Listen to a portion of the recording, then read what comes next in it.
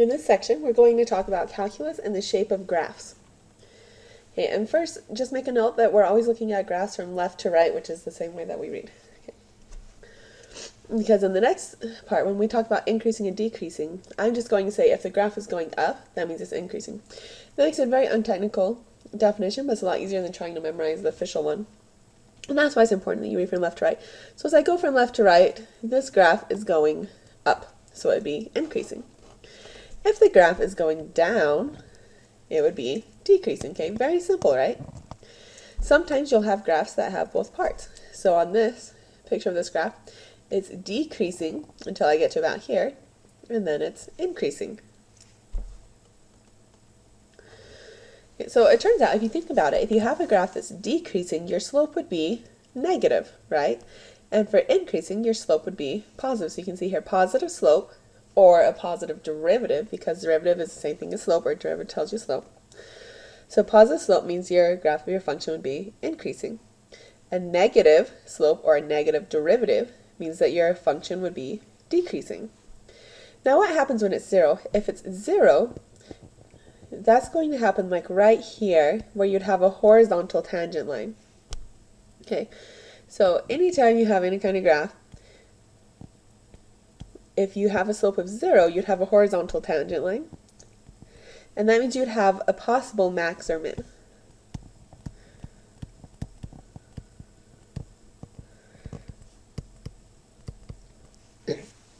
Now in other math classes you've talked about maximums and minimums. That just means it's the lowest point or the highest point. Note that if our slope is 0, our graph is going to be horizontal right there, or we'd have a horizontal tangent line. And this is often, not always, but often, a place where our slope changes from positive to negative. So right here, our slope would be 0, and we went from negative slope to positive slope. If you have a point where the graph changes from increasing to decreasing or vice versa, you call that a critical point. So any time where your slope is 0 is a critical point. So critical point means the slope is 0, or the first derivative is 0. Okay, then we have what's called concavity. Okay, so you have what's called concave up, and this happens when your second derivative is positive, and it looks like this. Okay, so concave up means it's kind of like a U shape or part of a U shape. Okay, so it could be any kind of graph that looks like this, or this, and you can just draw anything where the curve is kind of going up. Okay, the curve kind of points up. If you were to draw little arrows, the arrows kind of point up. Concave down, your derivative is negative, so your arrows would kind of point down, or it's kind of like a downward U. So I think it's a part of a U, so like this would be part of a downward U, that's concave down. And an inflection point is where your graph changes from concave up to concave down, or vice versa. So this will actually happen when our second derivative is equal to 0, because our second derivative is what tells us concavity. Okay. So we're going to learn how to find maximums and minimums. If you're reading the textbook, we have two official tests. It's called the first derivative test and the second derivative test. But you're welcome to use whichever one you want, unless I specifically tell you to use one or the other, or the textbook tells you to use one or the other. But I suggest that you don't try to memorize the test like I did the first time around. Just use logic. So I'm going to show you how to do logic and pictures, and you won't actually have to memorize it. Okay. But what you do need to know is that the possible local max or mins will be at the critical points, which happens when the first derivative, f prime of x, is equal to 0. Those are where you might have a max or min. So let's look at this function, y equals x squared plus 2x plus 1. It's a nice parabola. We want to find the first derivative, find the critical points, that means when the derivative is equal to 0. We want to see where is y decreasing or increasing, and where do you think a maximum or minimum will be. Okay, so first to find the first derivative. Okay. I wrote an f of x here, but notice we didn't start with an f of x, we started with a y, so if you want you could write y prime. So the derivative of x squared is 2x, and the derivative of 2x is 2, derivative of 1 is just 0. So y prime equals 2x plus 2. Now to find the critical point, you set that equal to 0. So 0 equals 2x plus 2, and solve for x. So 2x equals negative 2, x equals negative 1. So this is our critical point. This is a place where our slope might change, and it's also a place where we might have a max or min. Now to figure this out, I always draw a number line.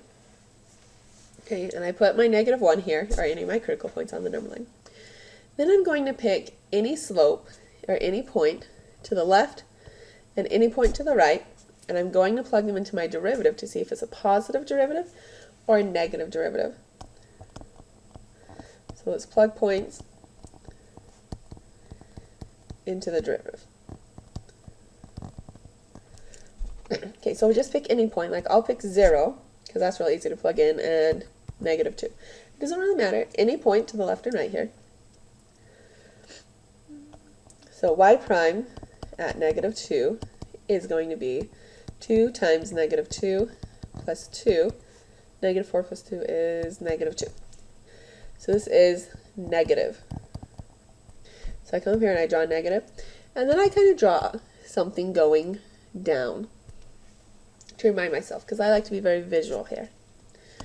And let's try and plug in the 0. We plug into 0, 2 times 0 plus 2 equals 2, which is positive. So it's positive, so draw a curve going up. It doesn't have to be an exact curve, just a curve going up. Now notice, does that match our picture up here? Yes, we were negative until we got to negative 1. Well, our slope was negative until we got to negative 1, and then our slope became positive, just like what we got here. Okay, so we can say increasing for x, let's see, it's increasing for things greater than negative 1, and it's decreasing for x less than negative 1. And right at negative 1, it's not increasing or decreasing, it's 0.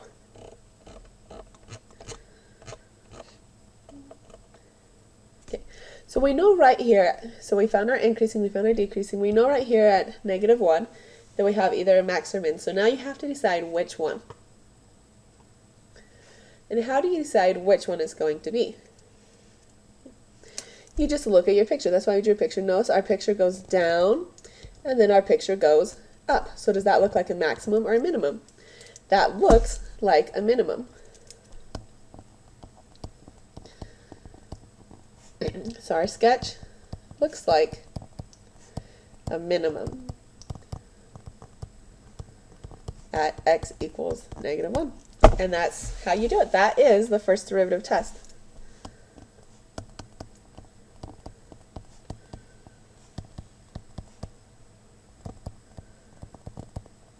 Now if you read in your textbook, it will actually say things like, if your slope is negative and then it turns to positive, and it has very official looking language, but all it means is exactly what we did in the picture. If your slope was going down and now it's going up, that makes a minimum. Okay, so once again, notice that the arrows I drew for the increasing / decreasing on the number line make a shape that looks like a V. It looks like a minimum, so we say there's a local minimum at x equals negative 1. Now we have this little word here of local minimum. That's just kind of a technicality. We'll actually talk about that later in this video. For now, it's just a minimum. So now for concavity, we want to find the second derivative. And this is still for y equals x squared plus 2x plus 1, right?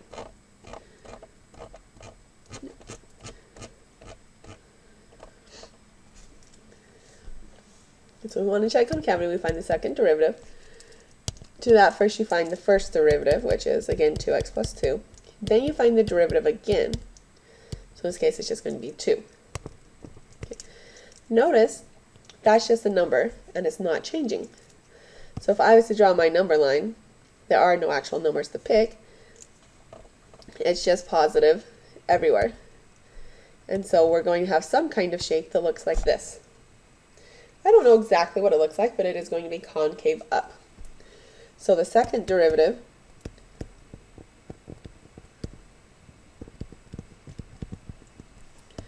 is positive everywhere.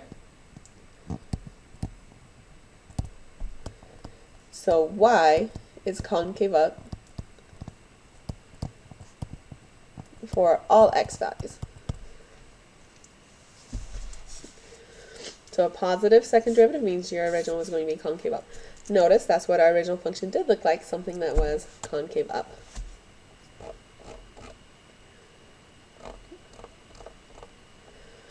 So now before we go on to our, what I wrote officially down below, let's figure out how we can do the second derivative test. So just like it might sound, our second derivative test means we'll use our second derivative. But first, you find your critical points from your first derivative, which we already did. Our critical points were f prime of x was equal to 0, was -1. X equals -1. Okay. So what you do is you draw your number line, you put your -1 on the number line, and then you see what is our second derivative, or what is y double prime at x equals -1. Well, y double prime equals 2 everywhere. So at x equals -1 it's going to be positive, which means that we will be concave up. Now, look at your picture. If you have something that goes up like this, that looks like a minimum.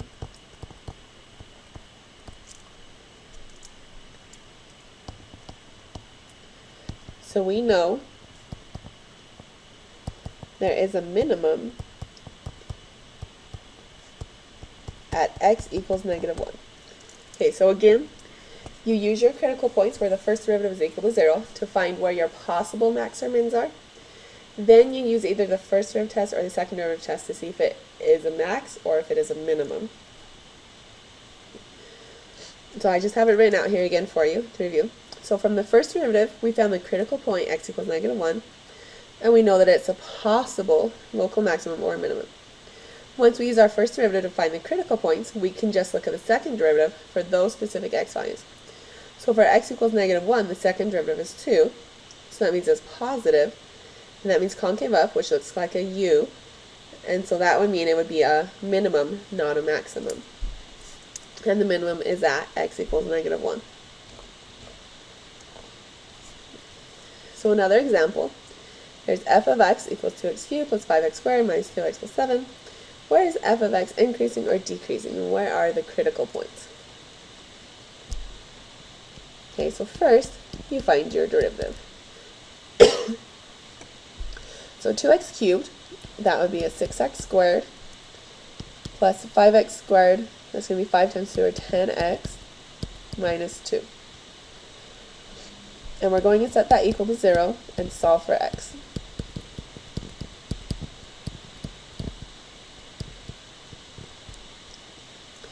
You need to do this by factoring. So I factored this out already to practice. So 3x minus 1 times 2x plus 4. If you need help factoring, go on YouTube and look for a video on factoring.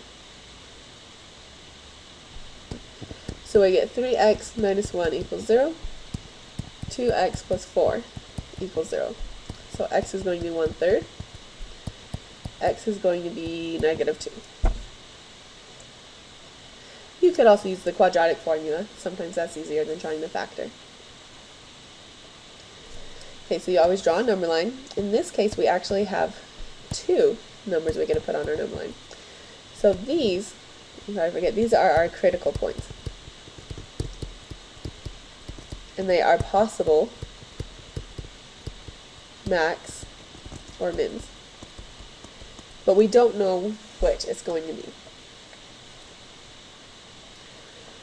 So to do that, we have to plug numbers into our first derivative. So let's do f prime of, let's see, you can pick any number, so let's do a -3, let's do a 0, and let's do a 1. So f prime of -3 is going to be 6 times -3 squared plus 10 times negative 3 minus 4, which is 20. So positive. So you come over here. So I like to make it really big on my actual critical points. So I know that's my dividing points. So it's positive, so we'll be going up. And f prime of 0 is going to be 6 times 0 squared plus 10 times 0 minus 4, which equals negative 4, so that's negative. So over here we say it's negative, and we go down. And f prime of 1. 6 times 1 squared plus 10 times 1 minus 4 equals 12, which is positive. So notice now we can see we're increasing, then decreasing, then increasing. So we're going to be increasing for x that is less than negative 2, and for x that's greater than 1/3, because we were increasing and then we're also increasing over here. And we're decreasing for x between negative 2 and 1/3.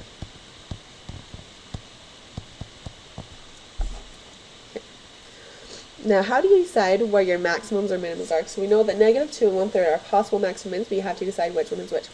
So again, you just look at the picture and you say, okay, I was going up and then down, so up and then down looks like this. So that would be a maximum.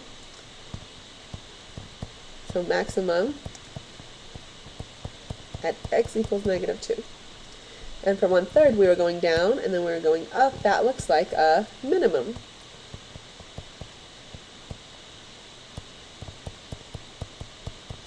So minimum at x equals 1/3. So the first derivative test is super easy. You don't have to memorize anything. You just draw a picture, and you can either say, oh, that looks like a maximum or a minimum.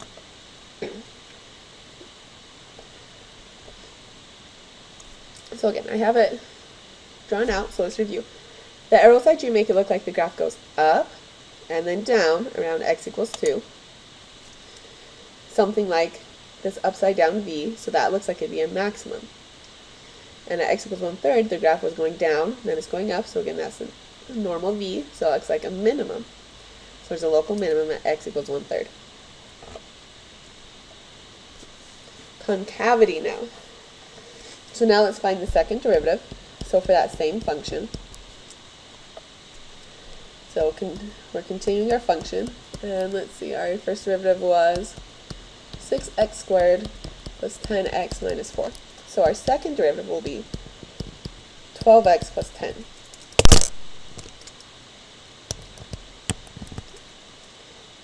So we do want to know where our function is concave up or concave down, so we do need to set that equal to 0 and solve.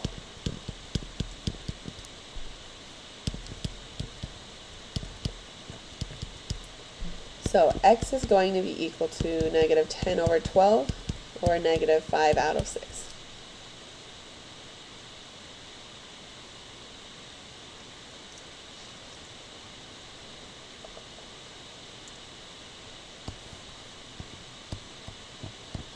Here's my negative 5 out of 6, and I need to test points on either side. So let's do a negative 1 and a 0. So f double prime at negative 1 equals 12 times negative 1 plus 10, which is negative 2. So that's a negative, so we're concave down. So it's concave down. And f prime of 0 equals 10, that's positive, so we're concave up.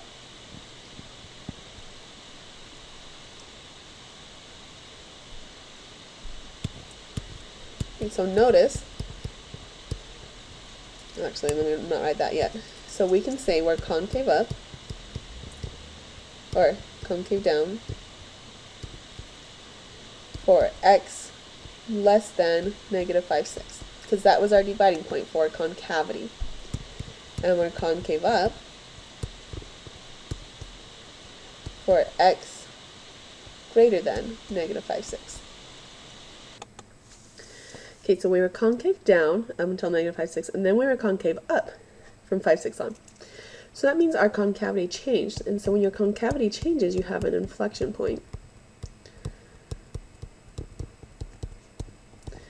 at x equals negative 5, 6.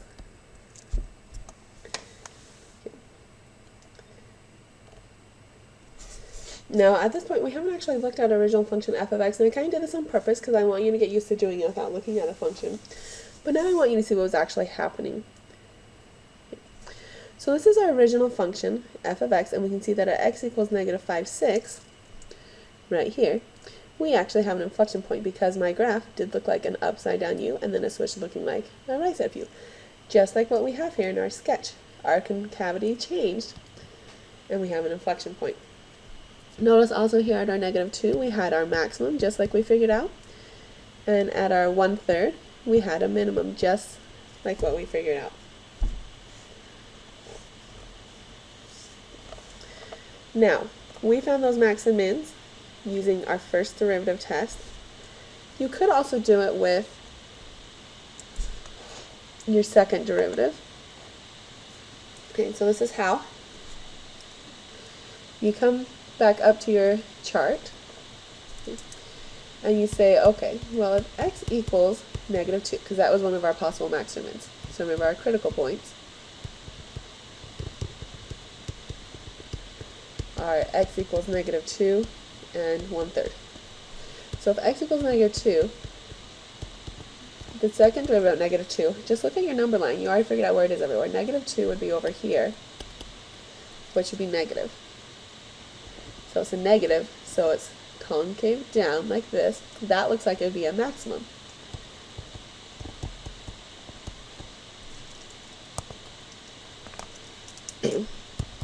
And if x equals 1/3, and the second derivative there, you could figure out what it is exactly, but you don't even have to. You could just say, okay, 1/3 would be about here. That's in the positive range. It's a positive number, so it would be concave up, and that looks like it would be a minimum. So either way, with either test, you get the same answer. So again, from the first derivative, we know our possible max and mins are x equals negative 2 or 1/3.